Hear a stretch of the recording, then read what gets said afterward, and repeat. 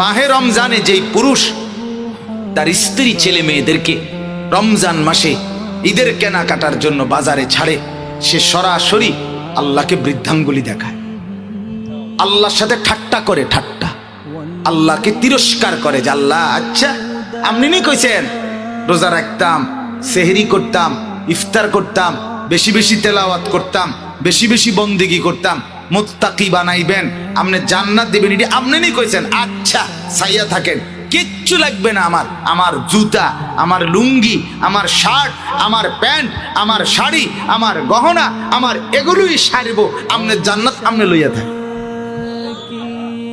কি এটা বুঝায় না? এই বেয়াদব নাফরমান এই পুরুষ মহিলা এটা বুঝায় না আল্লাহকে? সে তো এটাই বুঝায় যে আমি আপনার আখেরাত দিয়ে আমি কি করব, আমার ফিন্দার জুতা নাই আমি জান্নাত দিয়ে করব কি, আমার ফ্যান লাগবে আমি জান্নাত কিনবো।